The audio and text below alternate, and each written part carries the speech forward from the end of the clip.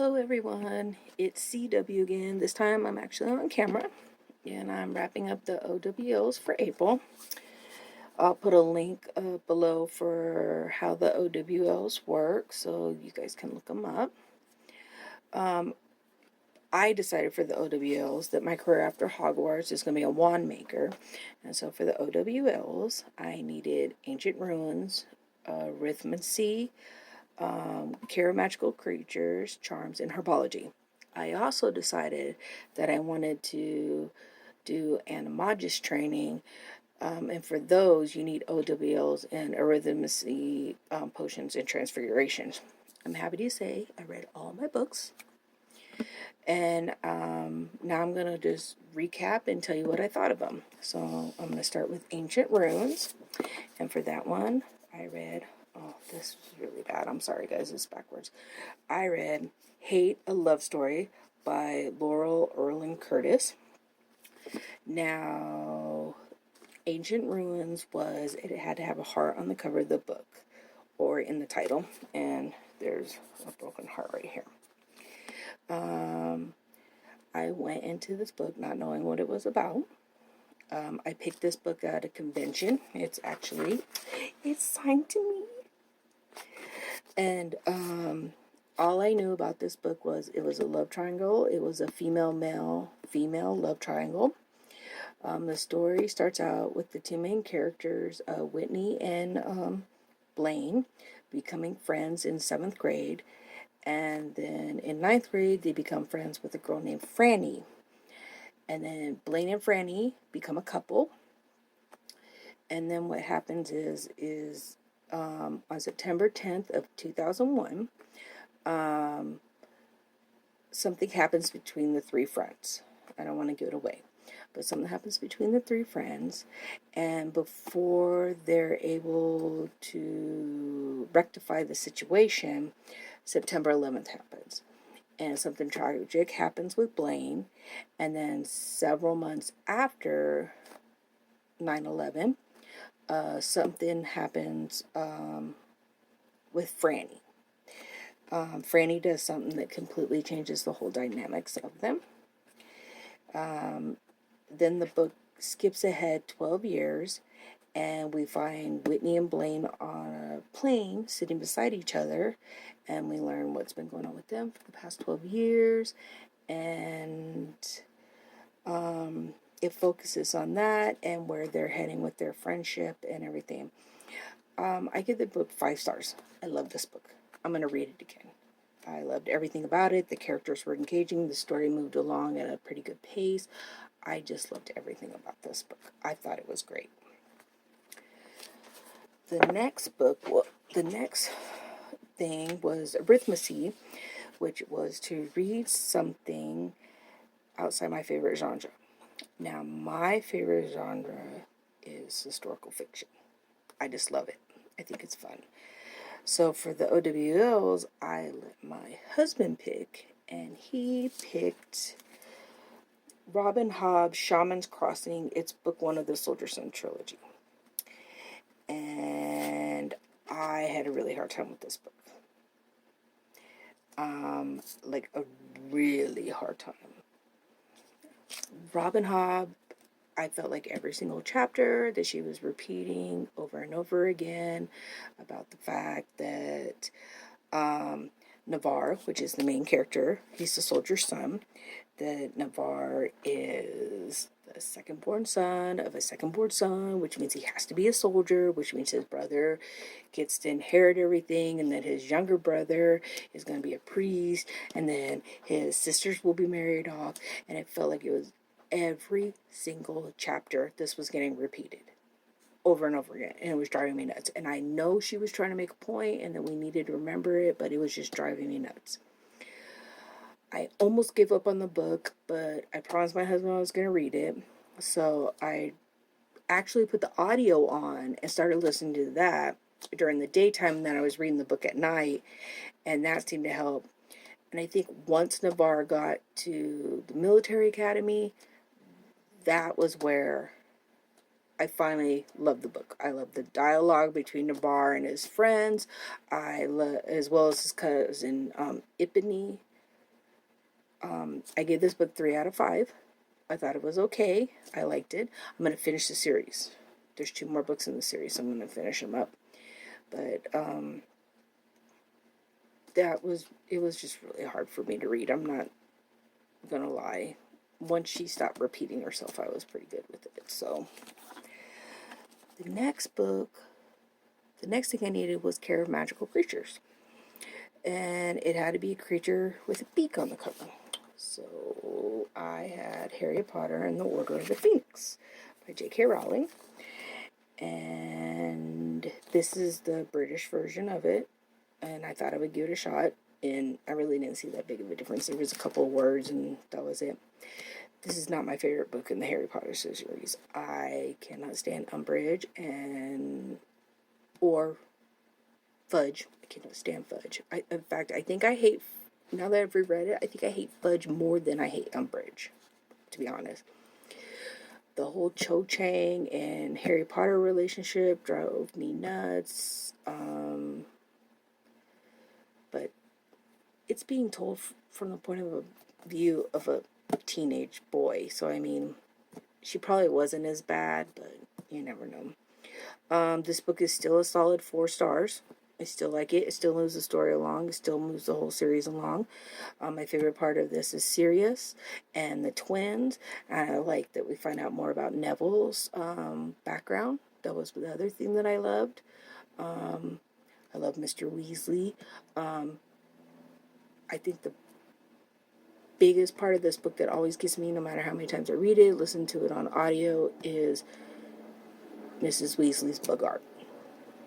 And if you've not read the Harry Potter series, I am not going to ruin that for you, but when you get to that part, believe me, it hits you right in the feels, especially if you have kids.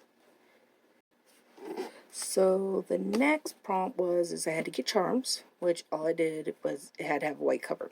So I got Dylan Hart, Odyssey of the Colt, The Scene. These are not your daughter's vampires. And this is by R.M. Gilmore. Now I picked this up also at a book convention, the same one I got, Hate, a love story. And mine signed. I actually follow this author on Facebook. I love her. She's awesome. I read this book when I first got it, but it's been years since I've read it, so I figured I'd try it again. This book is about Dylan Hart. She is a 20-something journalist who describes herself as having a big butt and a big mouth, which I love. She's a badass. Dylan is trying to get information about a stream of murders in L.A., where the women are being drained of all of their blood. The media has dubbed it Vampire Massacres, of course, because, the blood's gone. Dylan wants to write a book about the whole thing. Dylan and her best friend, Tatum, start to investigate the local vampire scene. They meet a shady character named the Count, along with a bartender named Reggie, this guy named Cyrus, and this redheaded creepy dude named Malcolm. The story has twists and turns along the way. I mean, I literally, while reading this book, I kept thinking it was one person, then it would be another, and it was just, I kept second guessing myself the whole time. This is a really great book. I plan on reading the rest of the series. I believe there's 5 or 6 books in the whole series. I'm not sure. I own 4, and then I think I have the rest on Kindle. I give this a 4 out of 5 stars. I love this book. I love this series. So for herbology, the title starts with an M. So I read this book called Choose Your Own Ever After, Makeup or Breakup. So it's Makeup or Breakup is the actual name of the book. And it's by Katie Welshman. And this book is about Allie and her best friend Kat. Kat is very bossy and tells Allie what she's going to do. And Allie has let Kat do all of this in middle school. But now that they are in high school, Allie has to decide whether she's still going to do whatever Kat wants to do or if she's going to go out on her own.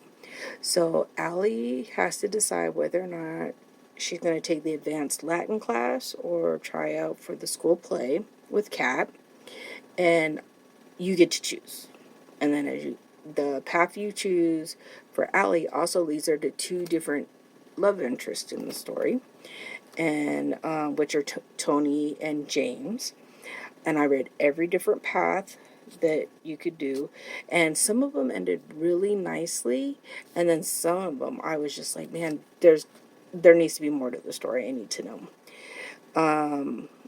Both the love interests were really good, but I like James May way more than Tony. I give this 3 out of 5, just because some of the endings felt like they needed more to do with it. It didn't wrap up nicely with me. But no matter what path she chose, she learned a lesson at the end of it, which I thought that was pretty cool. So for potions, I needed to read a book that was under 150 pages. So I read Across the Rainbow, which is a Harmon